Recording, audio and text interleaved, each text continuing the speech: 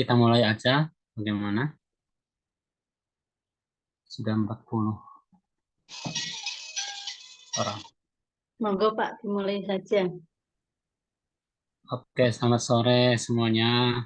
Assalamualaikum warahmatullahi wabarakatuh. Ya, oke, sore ini jadwal kita adalah kuliahan keperawatan psikiatri dengan agenda untuk presentasi kelompok 7. Materinya mengenai asuhan keperawatan anak dengan kebutuhan khusus, korban pemerkosaan, korban KDRT. Saya persilakan untuk kelompok 7 untuk mempresentasikan makalahnya. Silakan dari kelompok 7.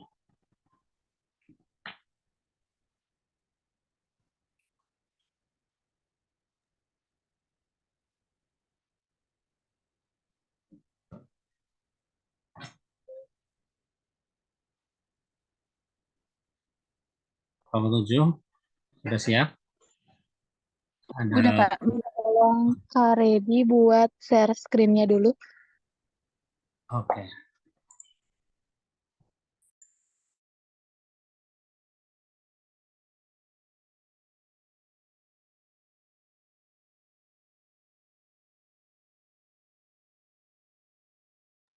Oke, kita mulai ya.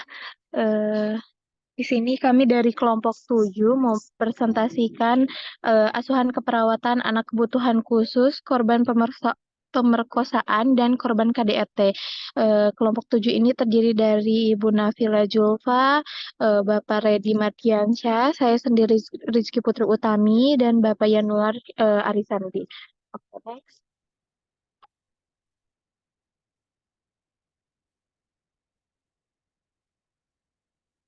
Oke, bab satu. Bab satunya pendahuluannya, latar belakangnya anak berkebutuhan khusus atau penyandang disabilitas merupakan bagian dari anak Indonesia yang perlu mendapat perhatian dan pelindungan pemerintah, masyarakat, dan keluarga.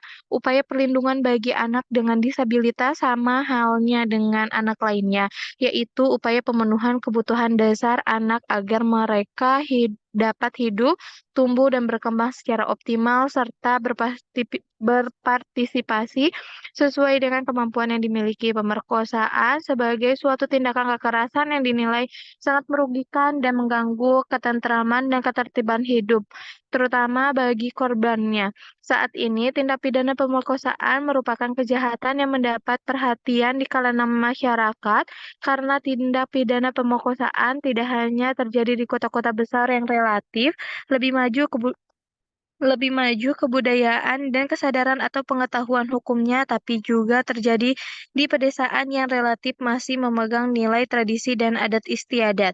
Korban pemerkosaan akan mengalami penderitaan fisik dan psikis pasca pemerkosaan yang terjadi pada dirinya. Oke, next. Kekerasan dalam rumah tangga di dunia setiap tahun mengalami peningkatan meski kasus terbanyak ada pada perempuan, namun laki-laki juga bisa mengalami KDRT. Sebagian besar kasus KDRT di dunia dialami oleh perempuan. Menurut WHO 2016, kurang lebih 60% wanita yang telah menikah dari sekitar 50 negara di dunia mengalami kekerasan fisik dan seksual. Next, Kak Redi.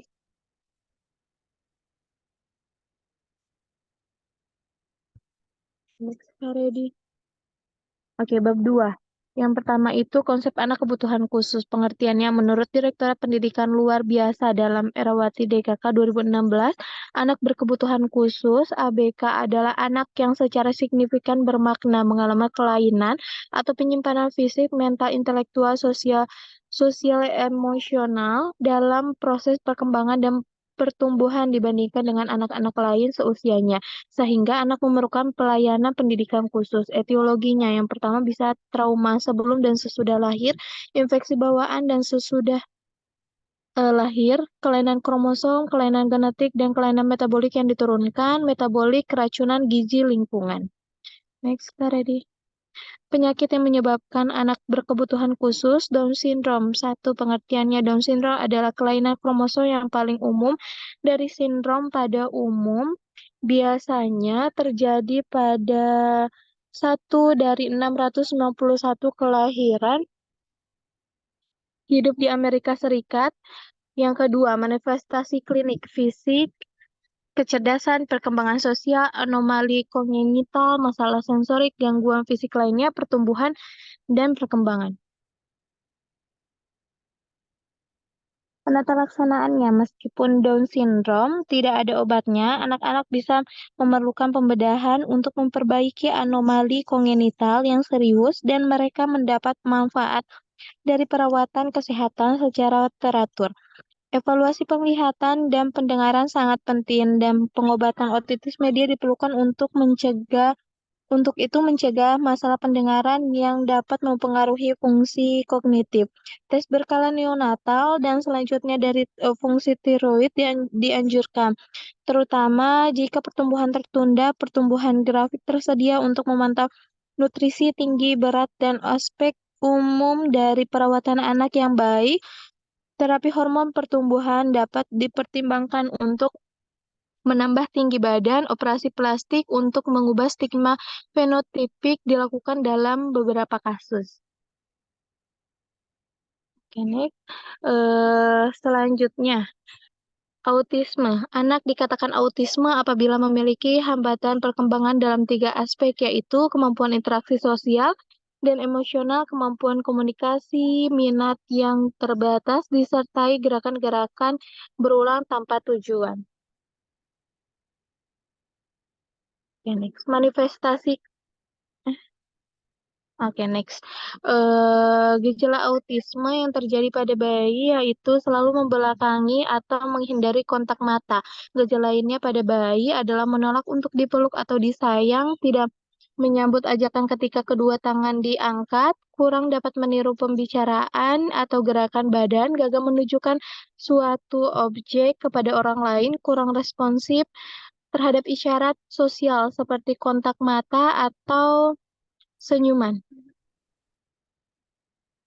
Gejala autisme yang terjadi pada anak seperti kesulitan dalam interaksi sosial, gangguan komunikasi verbal atau nonverbal, stereotip atau perilaku berulang. Selain itu, gejala lain pada anak autisme adalah senang menyendiri, tidak tertarik bermain dengan anak lain, anak tanpa acuh tak acuh terhadap pendekatan yang dilakukan orang tua,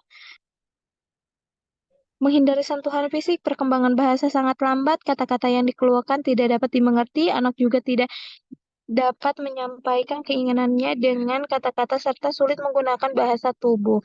Adapun gejala autisme pada remaja yaitu memiliki permasalahan yang berkaitan dengan perilaku, komunikasi, pendidikan, keterampilan hidup, kemandirian, keterampilan sosial, dan pertemanan. Next. Penata laksanaannya, terapi ABA, Applied Behavior Analysis. Terapi ABA memberikan intervensi pendidikan dalam mengubah perilaku anak secara sistematis dan perbaikan perilaku secara terapi wicara.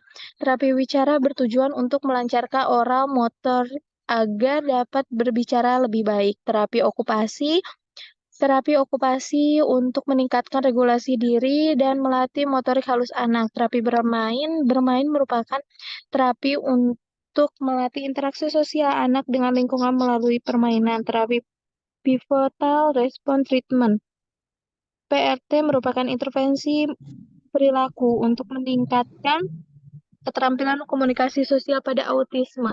Fokus Playtime Intervention (FPI) merupakan intervensi yang menitik beratkan pada pengurangan screen time dan penurunan perilaku berulang pada anak. Preschool Autism Communication Trial merupakan intervensi yang memberikan edukasi bagi orang tua pada orientasi awal serta melibatkan orang tua sebagai mediator dalam sesi intervensi bersama anak.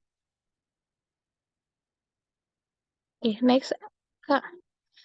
Attention Deficit Hyperactivity Disorder, pengertiannya ADHD adalah gangguan perkembangan dalam peningkatan aktivitas motorik anak-anak sehingga menyebabkan aktivitas anak-anak yang tidak lazim dan cenderung berlebihan. Hal ini ditandai dengan berbagai keluhan perasaan gelisah, tidak bisa diam, tidak bisa duduk tenang, dan selalu meninggalkan keadaan yang tetap seperti sedang duduk atau sedang berdiri. Next. Manifestasi klinisnya tidak ada perhatian, ketidakmampuan memusatkan perhatian, hiperaktif, mempunyai terlalu banyak energi, misal bicara terus-menerus, tidak mampu duduk diam, impulsif, bertindak tanpa berpikir, misal mengejar bola, lari ke jalan raya, sering menggerakkan tangan atau kaki, sering meninggalkan tempat duduk padahal seharusnya duduk manis, sering berlari atau memanjat berlebihan, sering tidak mampu melakukan kegiatan dengan tenang, selalu bergerak, tenaganya tidak pernah habis, sering terlalu banyak bicara, sering memotong atau menyela pembicaraan, jika diajak bicara tidak dapat memperhatikan lawan bicaranya. Next, Kak. Penata laksanaannya. Kenali kelebihan dan bakat anak, membantu anak dalam bersosialisasi, memberikan ruang gerak yang cukup bagi aktivitas anak, menerima keterbatasan anak, membangkitkan rasa percaya diri anak, jangan menjuluki anak hiperaktif dengan julukan buruk, misal nakal, bodoh, dan lain-lain, memberikan kasih sayang namun tidak memanjakan, menjalin komunikasi yang baik dengan anak, hindari tayangan TV, video, atau games yang bersifat kekerasan.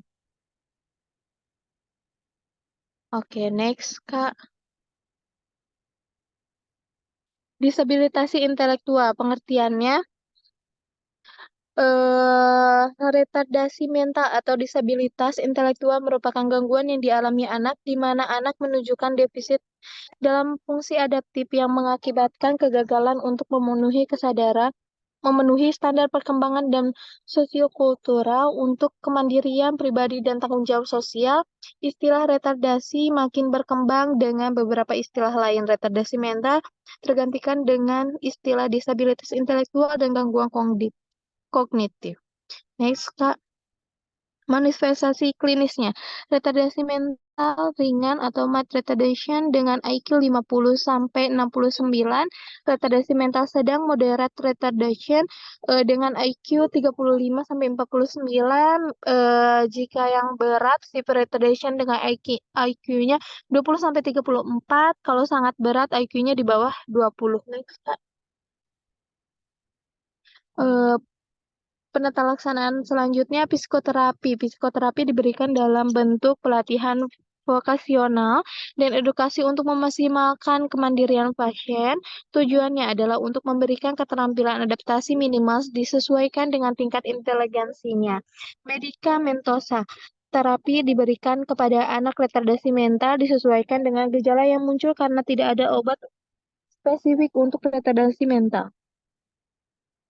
Data penunjangnya yang pertama kromosomal, kariotip, elektroensefalogram, EEG, karnia computed tomografi, CT atau magnetic resonance imaging, MRI, titer virus untuk infeksi kongenital. Next, Kak. Konsep dasar korban pemerkosaan, pengertiannya pemerkosaan rape merupakan bagian dari tindakan kekerasan violen, sedangkan kekerasan dapat berupa kekerasan secara fisik, mental, emosional, dan hal-hal yang sangat menakutkan pada korban pemerkosaan adalah suatu penetrasi penembusan penis ke vagina perempuan yang tidak dihendaki tanpa persetujuan dan tindakan itu diikuti dengan pemaksaan baik fisik ataupun mental. Klasifikasinya ada sadistic rape, anger rape, domination rape atau power rape, seductive rape, victim precipitate rape, exploitation rape. Next, Kak. Oke, yang pertama ada sadistic rape, pemerkosaan sadistis, di mana perilaku pemerkosaan menikmati kesenangan erotik, tidak pada hubungan seksnya, melainkan melalui serangan yang mengerikan atas alat kelamin dan tubuh korban. Anger rape, pemerkosaan karena kemarahan. Pemerkosaan yang terjadi dengan motif utamanya bukanlah pembunuhan, kebutuhan seksual. Pemerkosaan menjadi sarana untuk menyatakan dan melampiaskan rasa geram dan marah tertahan. Domination rape atau power rape yaitu suatu pemerkosaan yang terjadi ketika perilaku mencoba untuk gigih atas kekuasaan dan superioritas terhadap korban. Seductive rape, suatu pemerkosaan yang terjadi pada situasi-situasi yang merangsang, yang tercipta oleh kedua belah pihak. Pada mulanya, korban memutuskan bahwa keintiman personal harus dibatasi tidak sampai sejauh persenggamaan. Eh, Pelaku pada umumnya mempunyai keyakinan membutuhkan paksaan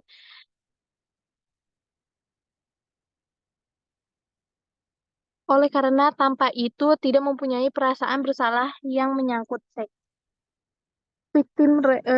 Precipitate rape yaitu perkosaan yang terjadi dengan menempatkan korban sebagai pencetusnya. Exploitation rape, pemerkosaan yang menunjukkan bahwa pada setiap kesempatan melakukan hubungan seksual yang diperoleh oleh laki-laki dengan mengambil keuntungan yang berlawanan dengan posisi perempuan yang bergantung padanya secara ekonomis dan sosial. Next, Kak.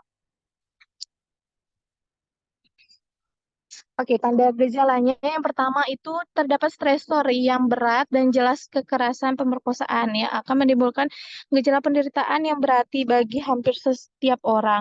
Penghayatan yang berulang-ulang dari trauma itu, ingatan berulang dan menonjol tentang peristiwa itu, mimpi-mimpi berulang dari peristiwa itu, timbulnya secara tiba-tiba perilaku atau perasaan seolah-olah peristiwa traumatik itu sedang timbul kembali karena berkaitan dengan suatu gagasan atau stimulus atau rangsangan lingkungan. Penumpulan respon terhadap atau berkurangnya hubungan dengan dunia luar yang dimulai beberapa waktu sesudah trauma dan dinyatakan paling sedikit satu dari hal berikut. Berkurangnya secara jelas minat terhadap satu atau lebih aktivitas yang cukup berarti, perasaan terlepas atau terasing dari orang lain, afek alam perasaan yang menyempit, konstriktif afek atau afek depresi, murung, sedih, putus asa. Oke, next, Kak.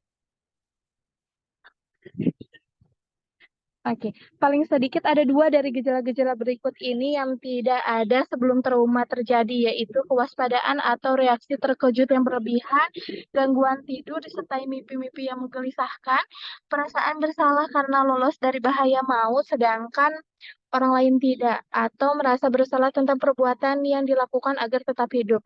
Rendahnya impairment, daya ingat atau kesukaran konsentrasi, penghindaran dari aktivitas yang membangkitkan ingatan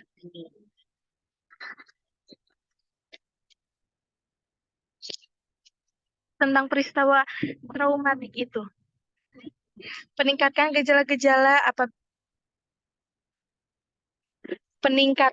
gejala-gejala apabila dihadapkan pada peristiwa yang menyimbolkan atau menyerupai peristiwa traumatik itu. Next, Kak. Permasalahan-permasalahan yang berkaitan dengan korban pemerkosaan. Panic attack, serangan panik, perilaku menghindar, depresi, membunuh pikiran dan perasaan merasa. Terima kasih. Terima kasih. Oke, lanjut ya, Pak. Tisu setengah hati. Mohon yang tidak berkepentingan boleh di-mute. Oke, lanjut ya. Permasalahan kaitan dengan pemerkosaan, panik attack, serangan panik, perilaku menghindar, depresi, membunuh pikiran dan perasaan, merasa Itu aja. Ya, itu. gimana, Bu? Dadah. Dadah. Dadah. Dadah dulu. Dadah. Dadah itu loh. Mbak Dinar, mohon di-mute.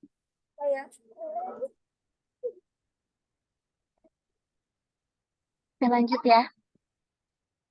Merasa tidak percaya dan dikhianati, mudah marah, gangguan yang berarti dalam kehidupan sehari-hari, persepsi dan kepercayaan yang aneh, pengobatan yang farmakologi, psikoterapi, yang pertama itu anxiety management, brain training, positive thinking dan self-talk, assertive training, drop stopping, cognitive terapi, exposure terapi, play terapi, support group terapi, terapi bicara. Oke, next Kak. Beban psikolog dan kesehatan korban pemerkosaan. Yang pertama, beban psikologis, menyalahkan diri sendiri, bunuh diri, kriminalisasi korban pemerkosaan, efek terhadap korban, efek terhadap fisik korban, penyakit menular PMS, penyakit lain, kehamilan yang tidak diinginkan. Oke, selanjutnya konsep dasar korban KDRT. Pengertian yang menurut World Health Organization, WHO, kekerasan adalah suatu perilaku terhadap seseorang atau sekelompok orang dengan menggunakan kekuatan atau kekuasaan yang disengaja sehingga menyebabkan luka fisik, kerugian secara psikologi, bahkan kematian. Kekerasan juga diartikan sebagai keadaan yang bisa membahayakan fisik yang dilakukan oleh seseorang terhadap diri sendiri, orang lain, atau lingkungan sekitar. Jenis-jenis KDRT yang menurut Undang-Undang KDRT tahun 2004, kekerasan fisik yaitu suatu tindakan yang bisa menimbulkan rasa sakit atau luka. Contohnya pukulan, tendangan, menjambak, mendorong, bahkan sampai membunuh yang bisa dengan mudah dideteksi dari hasil visum. Kekerasan fisik adalah kekerasan yang bersifat tersembunyi berupa hinaan atau ancaman yang bisa menimbulkan rasa takut, kehilangan rasa percaya diri dan kemampuan dalam bertindak, serta ketidakberdayaan atau penderitaan, serta keinginan untuk bunuh diri. Kekerasan ekonomi berupa penelantaran orang dalam lingkup rumah tangga, seperti dipaksa bekerja, bahkan mengambil harta pasangan tanpa sepengetahuan. Kekerasan seksual adalah tindakan memaksa untuk melakukan hubungan seks terhadap orang dalam lingkup rumah tangga, seperti memegang atau menyentuh organ seks, mencium paksa, bahkan paksaan atau melakukan hubungan intim yang bisa membuat korban takut dan merasa trauma sehingga mengganggu kejiwaan korban. Next, Kak. KDRT. Menurut Setiawan, beberapa penyebab terjadinya KDRT diantaranya kekeluaran memahami ajaran agama dalam kesetaraan laki-laki dan perempuan menyebabkan banyak yang menganggap laki-laki sebagai kepala keluarga harus menjadi yang utama dalam berbagai hal sehingga laki-laki bisa menguasai perempuan. Adanya anggapan masyarakat tentang istri yang harus bergantung pada suami, terlebih dalam bidang ekonomi, juga bisa memicu terjadinya konflik hingga kekerasan. Selain itu, penyebab yang lebih sering terjadi sekarang ini yaitu pernikahan usia muda atau pernikahan dini. Pernikahan dini menjadi penyebab KDRT dikarenakan kesiapan yang belum cukup matang dari segi biopsikososial ketika menjalani kehidupan rumah tangga dengan masalah yang sering muncul. Mereka yang menikah dengan usia yang masih tergolong muda sangat cepat terbawa emosi sehingga memicu terciptanya konflik dan berakhir pada kekerasan psikis, bahkan kekerasan fisik. Oke, karakteristik KDRT, isolasi sosial, kekerasan dan kontrol, penyalahgunaan alkohol dan obat-obatan yang lain, proses transmisi antar generasi.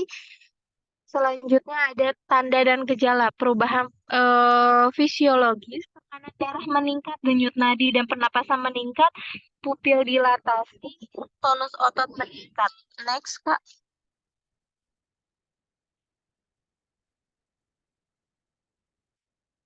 Pencegahannya yang pertama ada instansi pendidikan dari jenjang SD sampai SMA memiliki andil yang penting.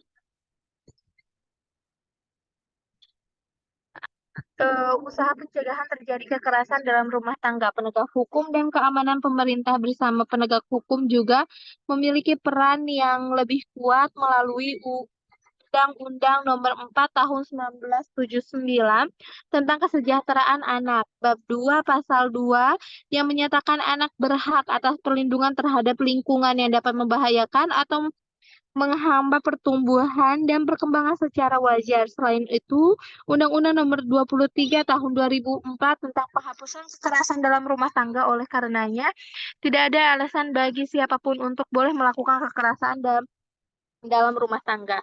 Media massa. Media massa sebaiknya menampilkan berita kekerasan yang diimbangi dengan artikel pencegahan dan penanggulangan dampak kekerasan yang diterima korban jangka panjang atau pendek, sehingga masyarakat tidak menjadikan berita kekerasan sebagai inspirasi untuk melakukan kekerasan. Pelayanan kesehatan, prevensi primer, yaitu promosi orang tua dan keluarga sejahtera, frekuensi sekunder, yaitu diagnosis, dan tindakan bagi keluarga yang stres, prevensi tersier, yaitu edukasi ulang dan rehabilitasi keluarga. Next, Kak. Oke, selanjutnya. Ya.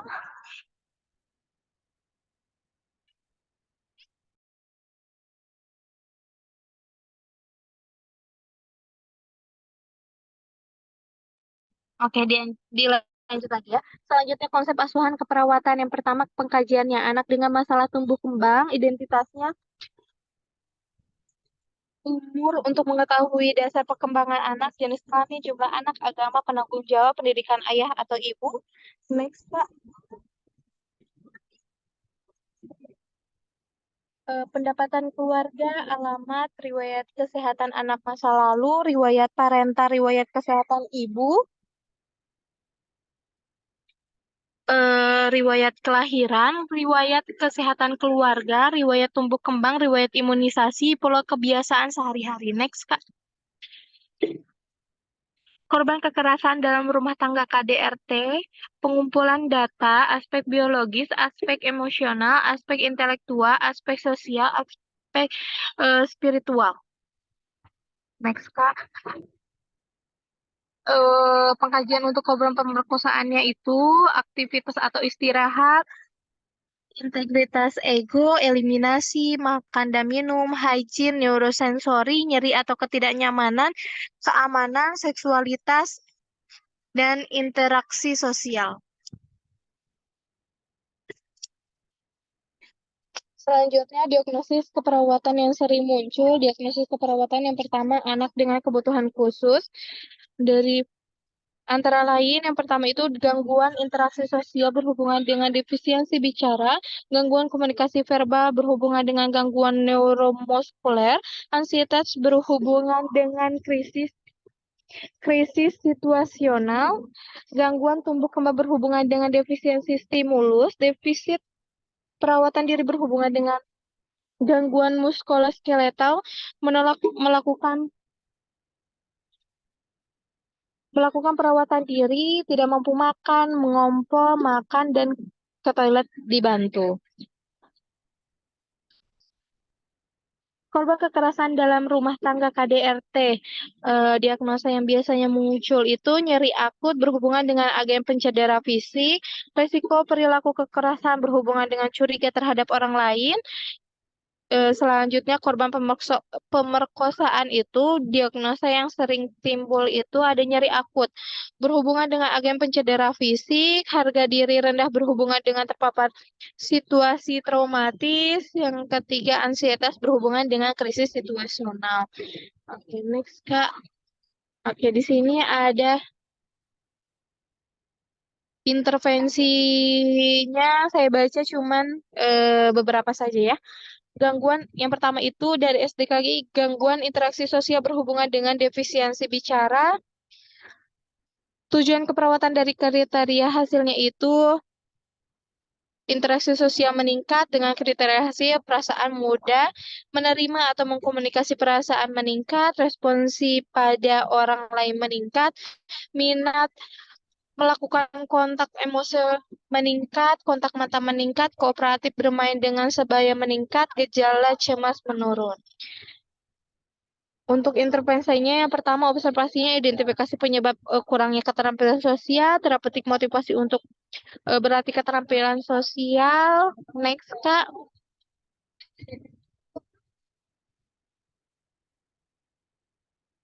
Next lagi, Kak.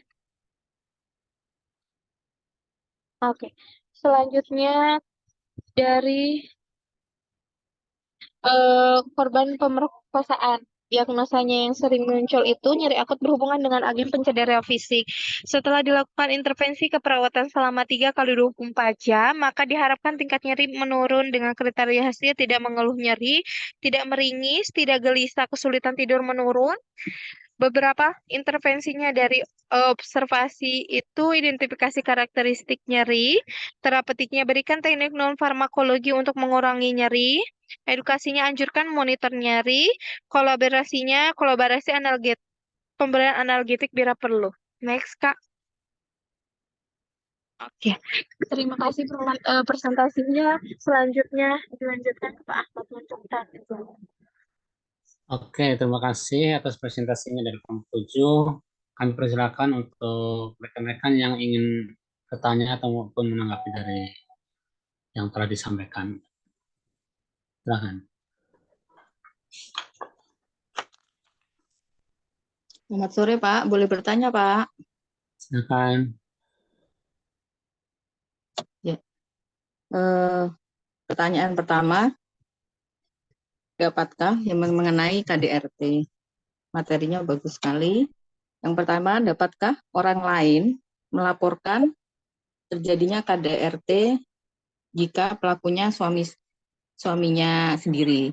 Kadang kan banyak, kalau misalnya terjadi KDRT, istri tidak mau melaporkan kepada polisi atau tidak mau ke rumah sakit untuk berobat.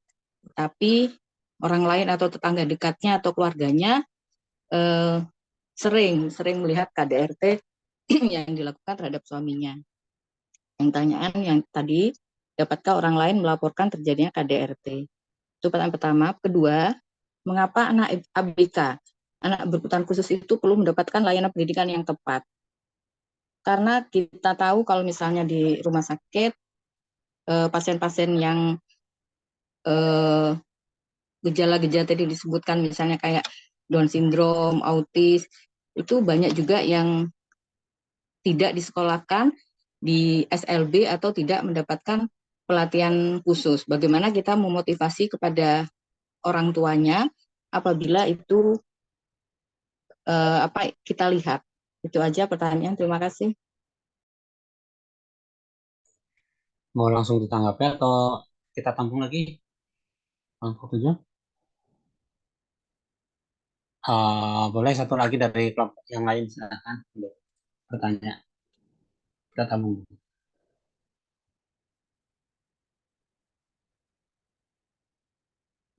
Ada yang lain lagi?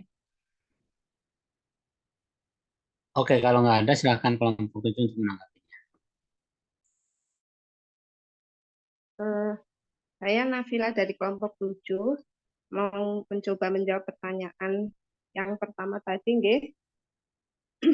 Jadi, dapatkah orang lain melaporkan jika pelaku suaminya sendiri? Di banyak jurisdiksi, termasuk dalam Undang-Undang Kekerasan dalam Rumah Tangga, seseorang dapat melaporkan pasangan mereka sendiri atau pelaku kekerasan atau penyalahgunaan wewenang dalam rumah tangga.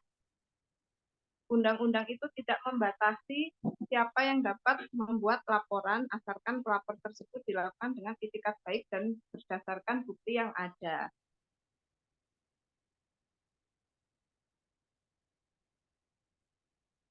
Jika ada seseorang yang kita kenal mengalami kekerasan dalam rumah tangga, memang ada beberapa bantuan lembaga atau organisasi yang dapat membantu seperti pusat krisis, atau kalau yang terdekat adalah lembaga yang ada di BKKBN. Kalau di desa-desa ada di PKK itu ada bantuan hukum untuk perempuan. Tuh. Jadi jawabannya bisa, Bu. Orang lain bisa melaporkan. Oke. Mohon tambahannya atau koreksi. Ya, itu jawaban dari kelompok 7 dari Bu Nafila. Gimana Mbak Widi? Jadi bisa ya, apakah nanti yang melaporkan itu nggak kena pasal, misal eh, ini saya nih, tetangga saya kena apa pukul atau apa sama suaminya, terus saya melapor. Nah, kalau misalnya tanpa persetujuan terus saya lapor sendiri gitu, apa bisa? Apakah nanti saya ngelapor tuh nggak kena pasal, misalnya "Oh, ini ikut-ikut atau gimana gimana gitu, gimana itu?" Terus sebenarnya Bu, ada perlindungan untuk pelapor Bu. Jika pelapornya tidak ingin diketahui identitasnya, bisa aja minta perlindungan untuk privasinya. Yang penting ada bukti, bukti sekarang kan kadang ada video dan biasanya itu atas persetujuan dari korban, dari istrinya, begitu. Ya udah, makasih. Yang kedua, Ya, Satu silakan yang pertanyaan kedua.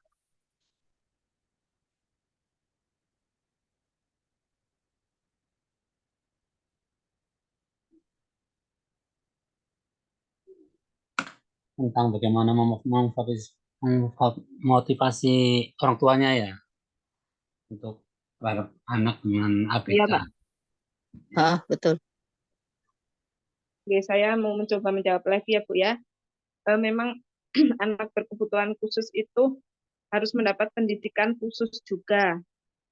Peran orang tua itu sangat penting. Dan sebenarnya itu beberapa memang sensitif ya. Nah, kita untuk memotivasi yang bisa kita lakukan adalah memberikan edukasi kepada orang tua tentang informasi yang jelas dan akurat, pentingnya pendidikan bagi anak mereka yang memiliki kebutuhan khusus, manfaat pendidikan inklusif, dan bagaimana hal itu dapat meningkatkan kualitas hidup anak mereka di masa depan. Selain edukasi, yaitu dukungan emosional, memberikan dukungan emosional kepada orang tua, mengakui tantangan yang mereka hadapi, dan menyediakan lingkungan yang mendukung untuk berbagi pengalaman dan pemecahan masalah yang dihadapi. Kemudian bantuan mengakses sumber daya pendidikan khusus yang tersedia di komunitas mereka seperti program pendidikan inklusif, dukungan layanan, dan pelatihan bagi orang tua untuk perawatan anak di rumahnya.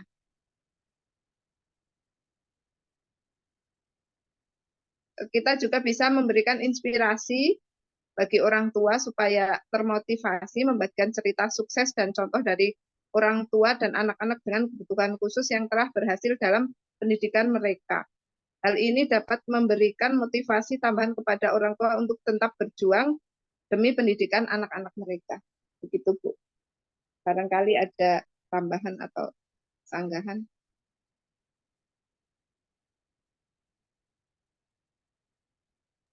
Ya sudah cukup. Terima kasih. Ya, Oke ya. sama-sama, Bu. Ya, mantap. Oke, kami persilakan untuk peserta yang lain kalau ada yang mau bertanya lagi.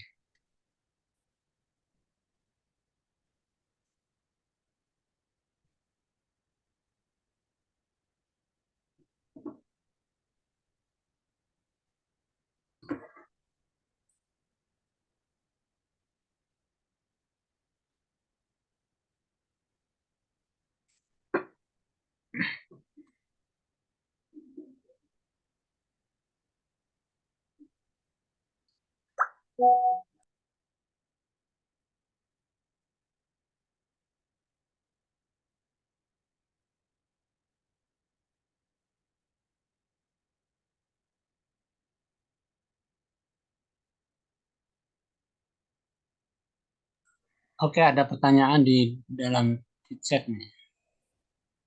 Sudah. Itu dari Mbak Sumihar mau bertanya buat kelompok bagaimana peran kita sebagai perawat dalam memberikan KIE kepada orang tua yang memiliki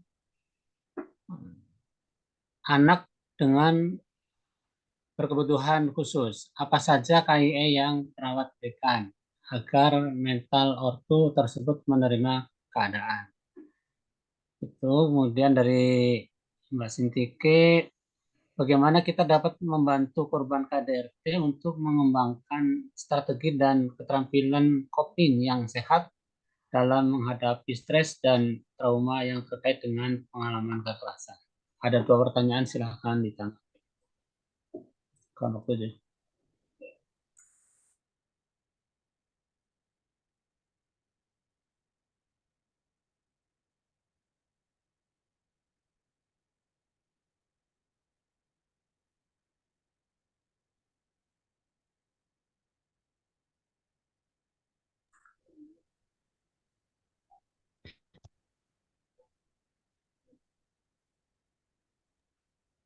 Saya boleh bantu menjawab, Pak Ahmad.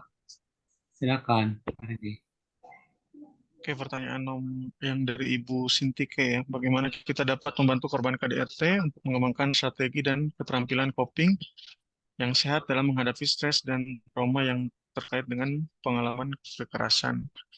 Jadi sebetulnya ketika terjadinya KDRT, biasanya kan itu selain dilaporkan, jadi perempuan ini diharapkan harus berani melapor ya, meskipun ini adalah suaminya ya, karena ketika terjadinya KDRT berulang sangat tidak baik untuk psikologis bagi korbannya ya, khususnya istri atau anak.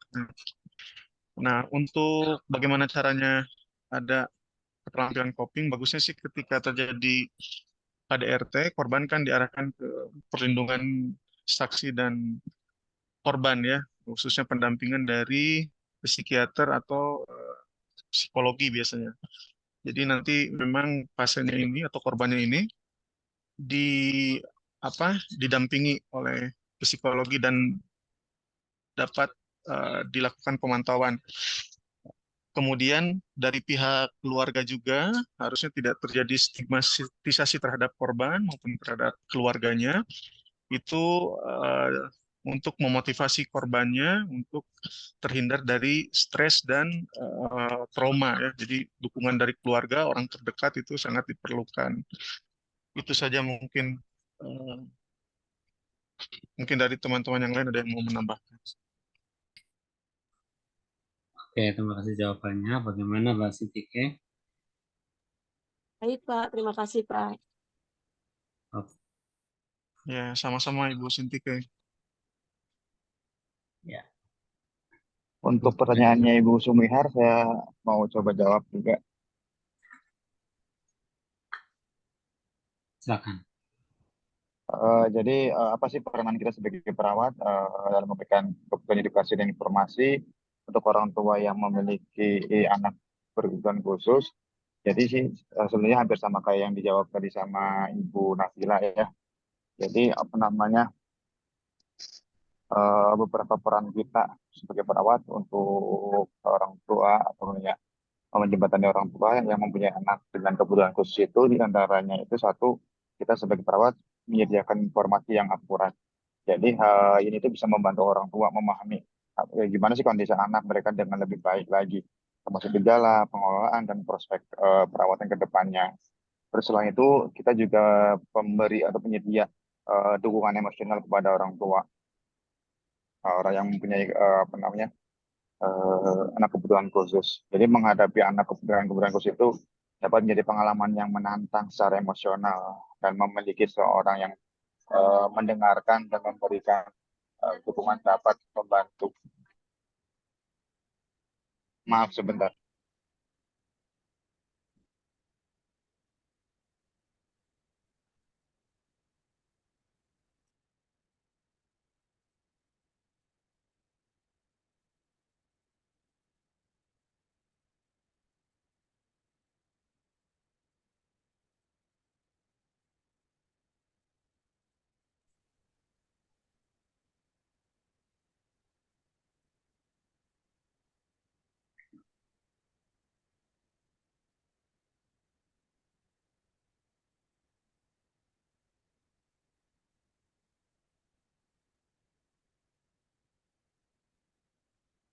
Sambil menunggu Pak Januar, boleh kelompok yang tujuh yang lainnya untuk membantu menjawab.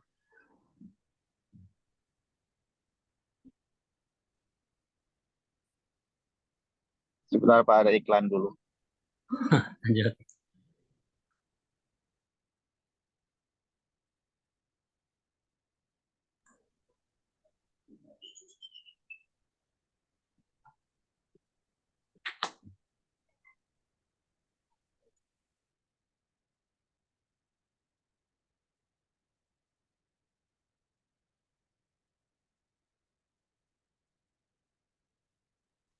Oke.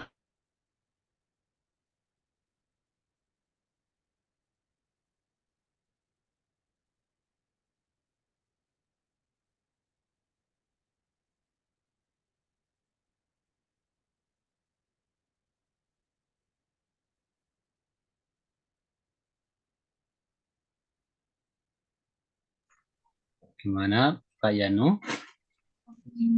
Hanya lama Pak, maaf. Oh, agak lama ya. Oke, kalau gitu boleh dibantu teman yang lain. Oke, boleh saya bantu mungkin. Jadi tadi pertanyaannya terkait bagaimana peranan kita sebagai perawat dalam memberikan KIE kepada orang tua yang memiliki anak dengan berkebutuhan khusus.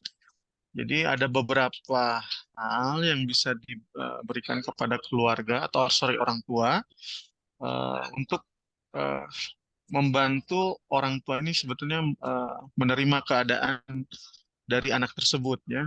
Karena kebanyakan kan denial orang tua ini tidak menolak tentang kondisi anak yang memiliki kebutuhan khusus. Jadi yang pertama adalah bisa dilakukan dengan informasikan tentang kondisi anak tersebut. Nah, berikan informasi yang jelas dan akurat tentang kondisi kesehatan atau kebutuhan khusus anak-anak mereka. Mungkin nanti dokter bisa jelaskan secara rinci tentang diagnosis, gejala, perawatan, dan prospek masa depan. Nah, kita juga sebagai perawat mungkin membantu untuk menjawab pertanyaan-pertanyaan dari orang tua biasanya terkait anaknya. Kemudian bantu orang tua untuk memahami strategi perawatan yang diperlukan untuk mendukung anak mereka dengan kebutuhan khusus. Berikan panduan tentang pengelolaan kesehatan harian, penggunaan peralatan medis jika memang ada, ya, dan perawatan jangka panjang. Kemudian dukungan emosional juga harus diberikan, seperti dukungan emosional yang sensitif dan berempati kepada orang tua ya. Dengarkan mungkin dengan penuh perhatian terhadap biasanya kekhawatiran, ketakutan, perasaan orang tua terkait dengan kondisi anak mereka. Kemudian jelaskan bahwa perasaan tersebut memang normal dan berikan dorongan bahwa mereka tidak sendirian dalam menghadapi tantangan ini ya.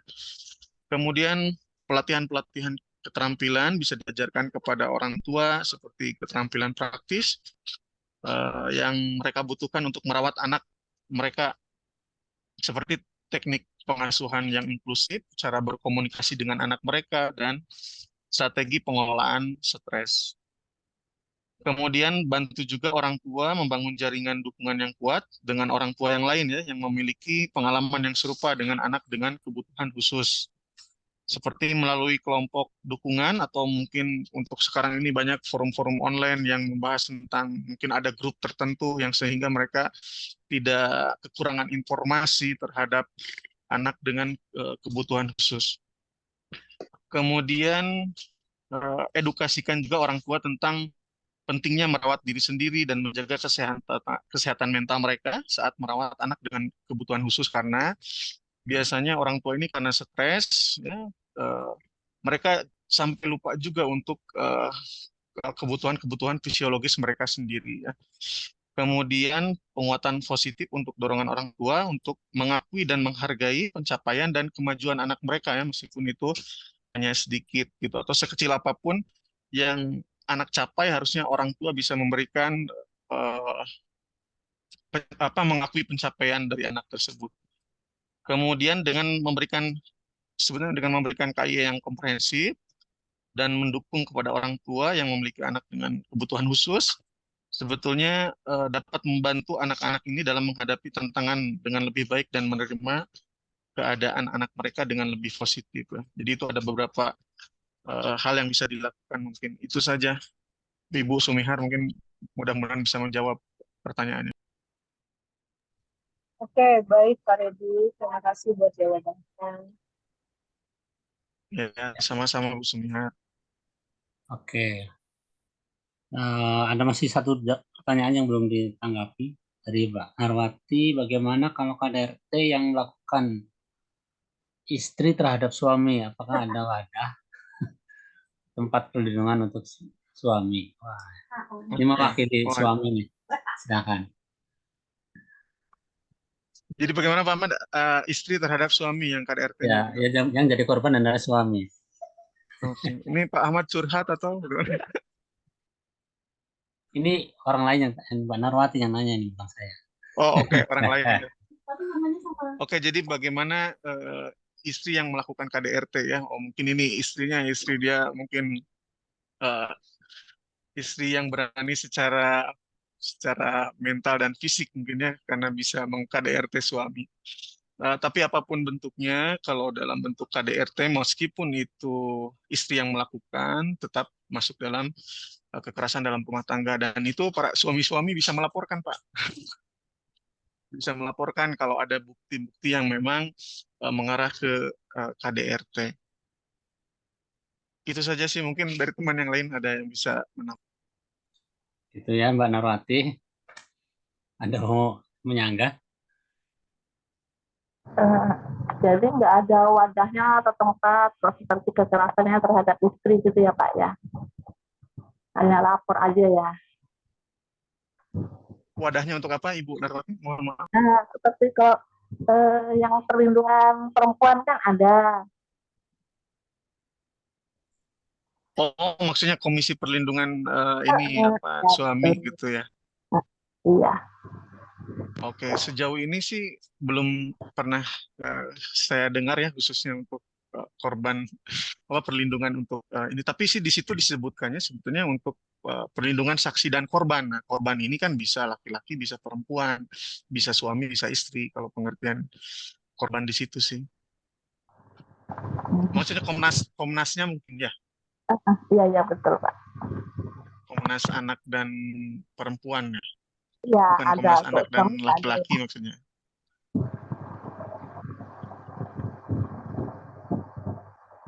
Oke, mungkin sih kalau untuk komisi nasionalnya mungkin memang belum ada karena mungkin laporannya tidak sebanyak apa perempuan ataupun anak-anak yang mendapat kekerasan ya dalam rumah tangga. Jadi mungkin belum ada untuk Komnasnya, Bu. Itu saja mungkin sepengetahuan saya sih, mungkin dari teman-teman yang lain ada yang mau menambahkan. Ya baik Pak, terima kasih. Sama-sama Ibu Narwati. Oke ya begitu. Jawaban dari kelompok 7. Kami kasih kesempatan satu pertanyaan lagi kalau ada. Karena sebelum diakhiri nanti akan ada sedikit ulasan dari Ibu Sum.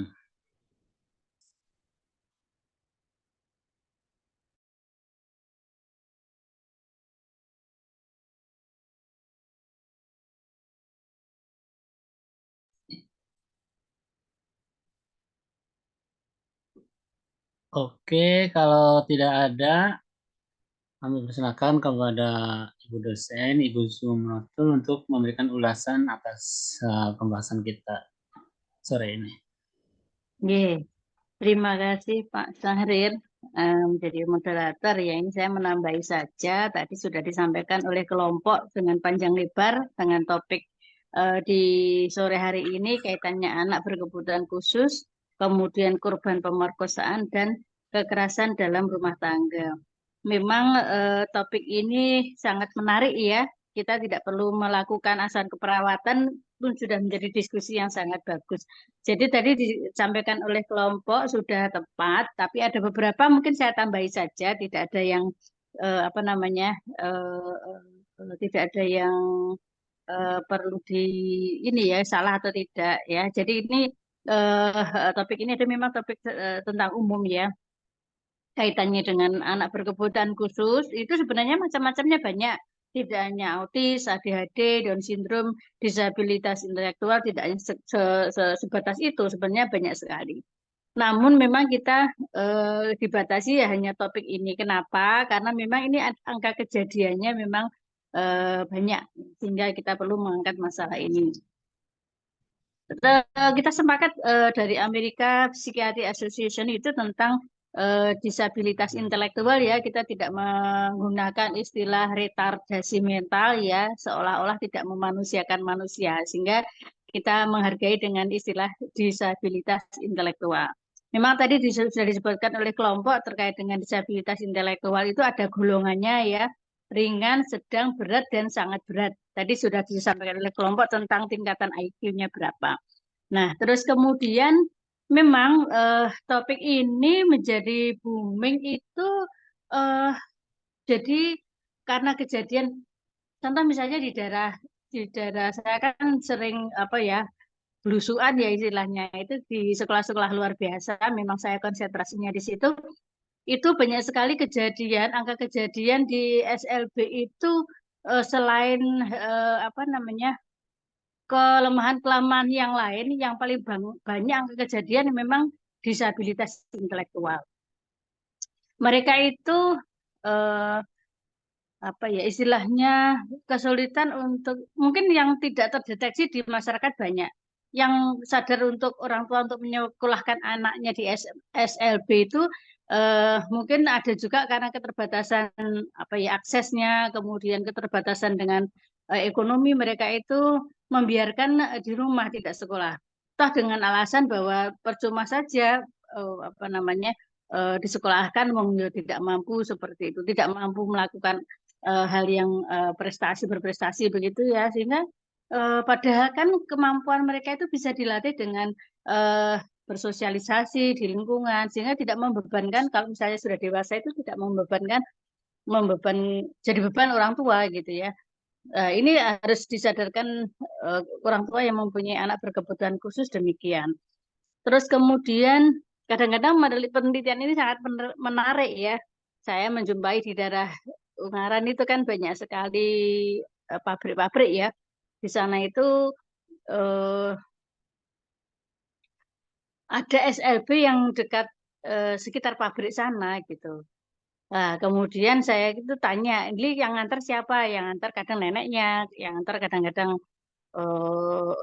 tukang ojek seperti itu ya. Saya tanya sama guru sekolahnya yang tahu seperti itu. Orang tuanya kerja di mana? Di pabrik gitu.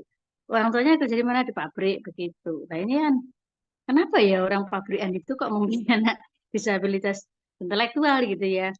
Ya itu. Ini perlu penelitian lebih lanjut, itu barangkali mungkin ada apa namanya? Kalau dia di pabrik-pabrik kimia itu kan mungkin ada pencemaran waktu dia kerja dan sebagainya, itu ya perlu diteliti dengan baik seperti itu. Terus kemudian mereka itu sulit untuk mengakses ke sekolah karena jarak antara sekolah luar biasa dengan rumahnya itu jauh, ya. Nah, sehingga waktu yang di sisi lain orang tua juga harus bekerja, ya. Di sisi lain dia harus mengantarkan sekolah anaknya, padahal itu jauh begitu. Sehingga kemarin itu saya menjadi narasumber untuk menjadi apa sekolah inklusi ya. Sekarang yang menjadi tren adalah bagaimana masyarakat itu atau sekolah biasa, sekolah umum itu bisa menerima anak-anak yang berkebutuhan khusus meskipun dengan kecakapan yang berbeda, target dari pendidikannya yang berbeda. Nah, ini menjadi suatu PR buat kita ya di dunia pendidikan itu, bahwa mereka itu sebenarnya butuh perhatian ya, jauh dari akses, kemudian dia di sekolah itu tidak semua bisa menerima seperti itu, sehingga digalakkanlah adanya namanya sekolah inklusi. Tentunya yang sekolah di inklusi adalah yang mampu didik ya. Kalau hanya bisa jadi tingkat kategorinya adalah ringan seperti itu ya. Kalau sudah berat dan sangat berat ya nggak mungkin. Sedang, berat, dan sangat berat itu tidak mungkin karena dia harus dilakukan perawatan secara khusus. Nah, terus kemudian autis dan ADHD itu hampir sama, tetapi bedanya kira-kira apa bedanya kira-kira? Siapa yang bisa membantu saya untuk autis apa tuh bedanya dengan ADHD?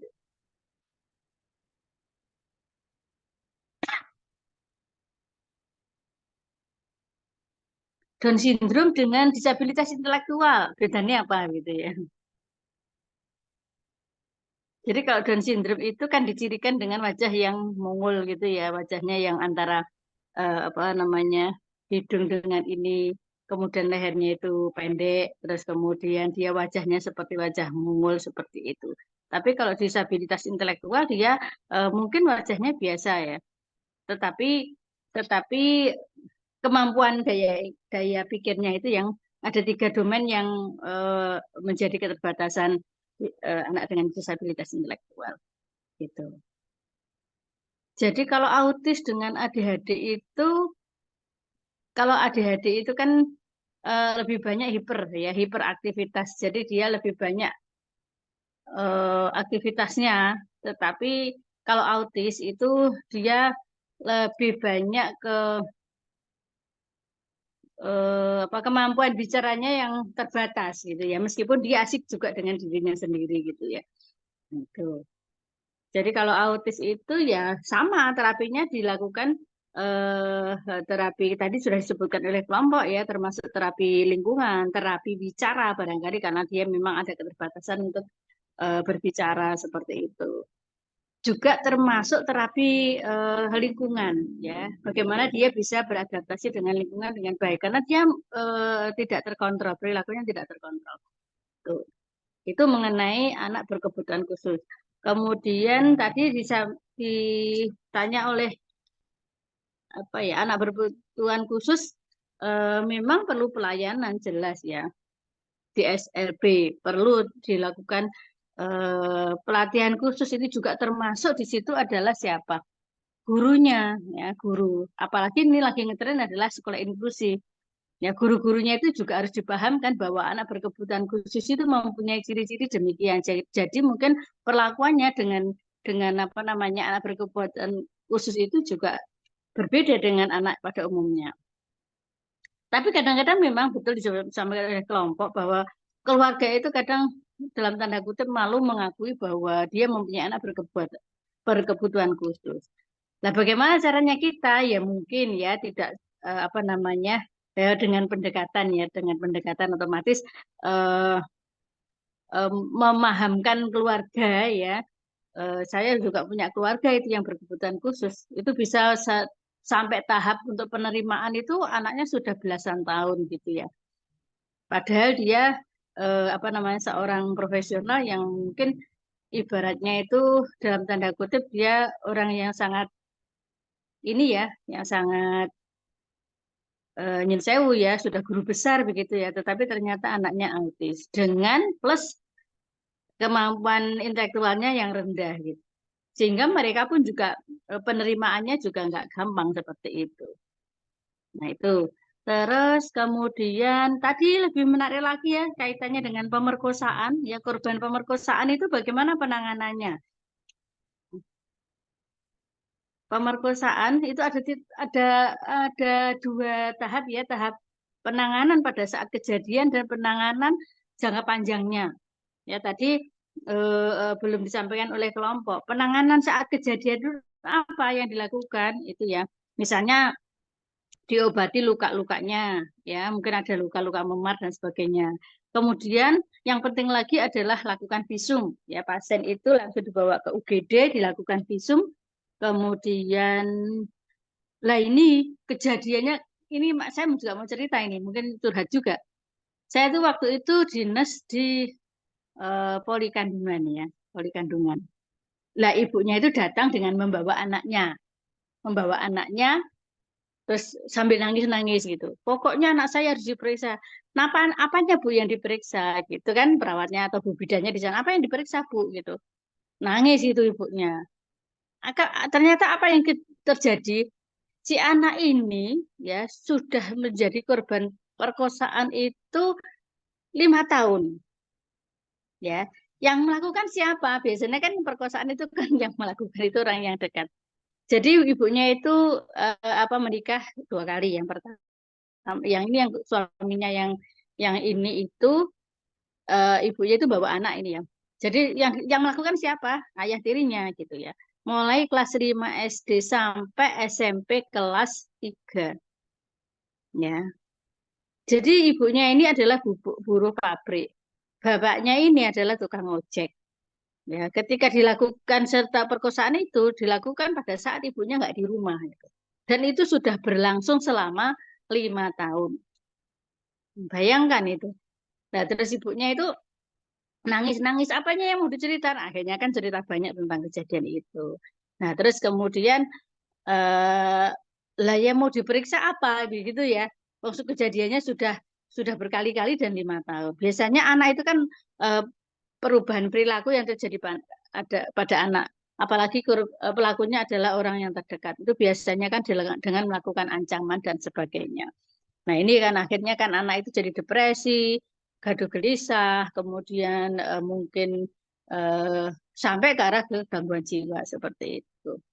Nah, ini terjadi banyak sekali di masyarakat. Ya.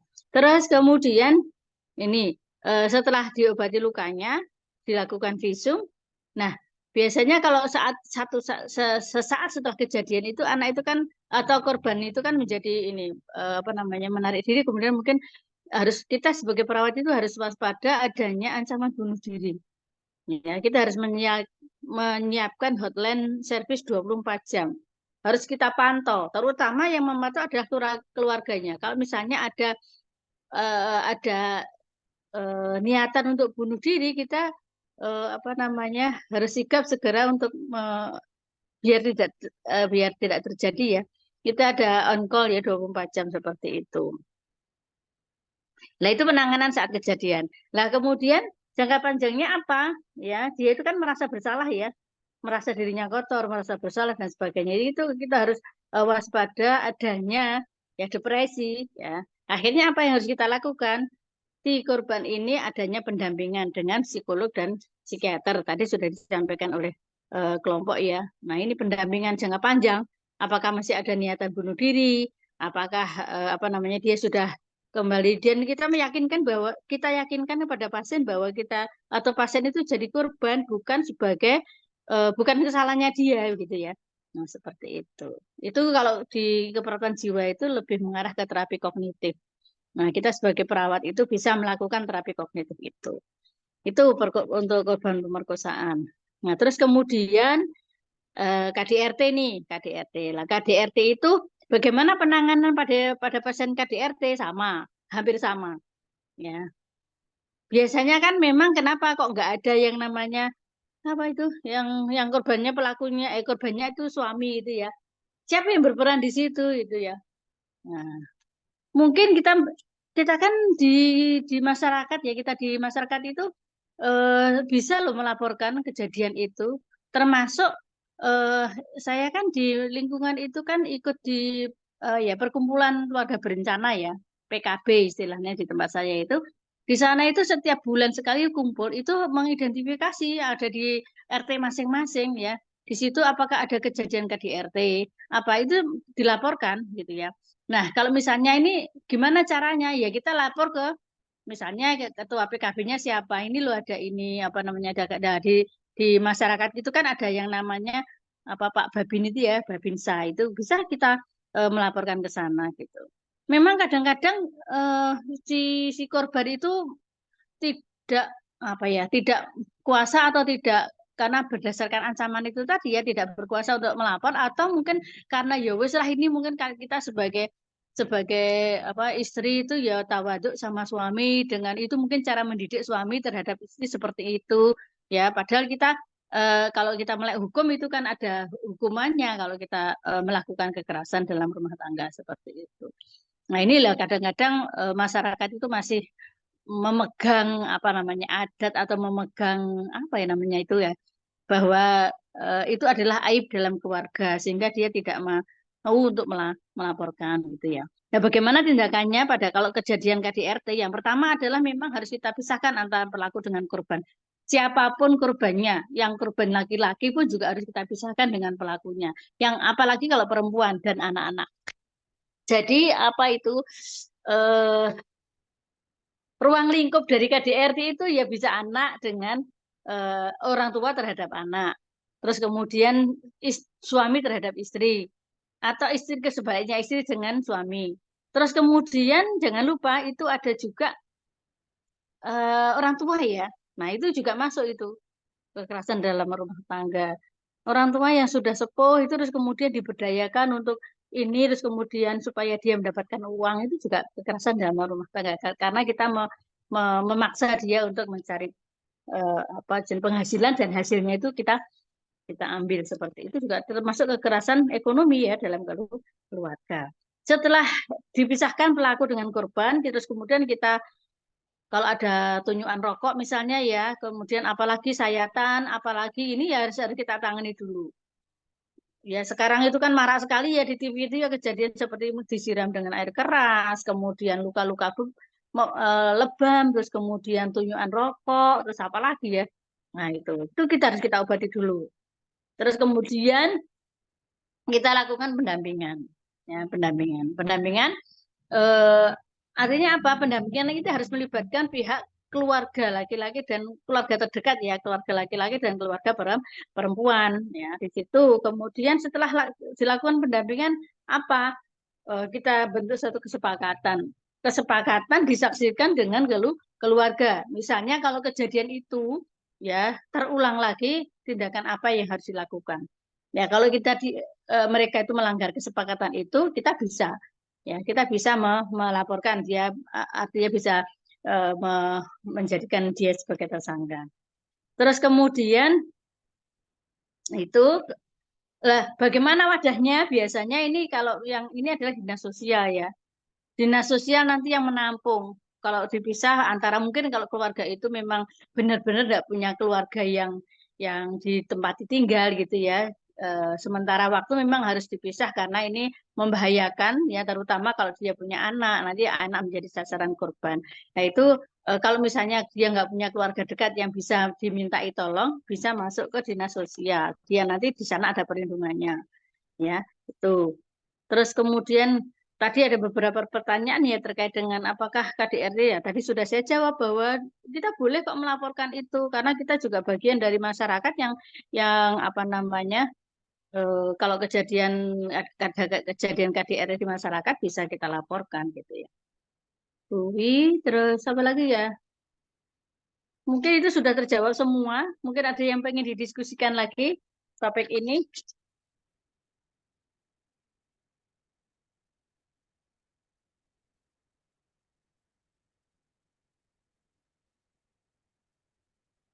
Cukup kayaknya, Bu.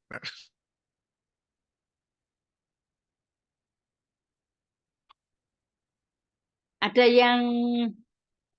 yang dinas di apa ya di apa ya di dinas sosial kah ini yang kerja di dinas sosial atau di mana yang bersentuhan dengan orang-orang yang seperti ini?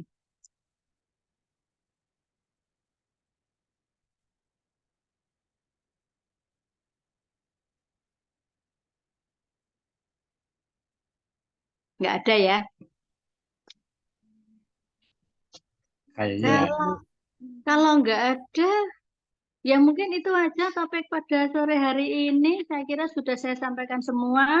Jadi untuk materi dari saya kayaknya sudah habis ya. Tinggal nunggu ujian akhir semester aja. Nanti dibantu atau diganti dengan dosen yang lain yang masih ada ini. Ya, kayaknya topik saya sudah habis ini semua sudah saya sudah, Bu. Ya, diskusikan. Gitu terima ya. kasih, Bu. Ya, terima kasih banyak, Bu. Oke. Ya, ya. Ya, mungkin itu aja untuk sore hari ini. Saya cukupkan sekian. Ya, selamat belajar. Saya akhiri. Assalamualaikum warahmatullahi wabarakatuh. Waalaikumsalam. Waalaikumsalam sore. Terima warahmatullahi kasih, Bu. wabarakatuh. Ya, Terima saya kasih, Bu keluar Nurul. ya.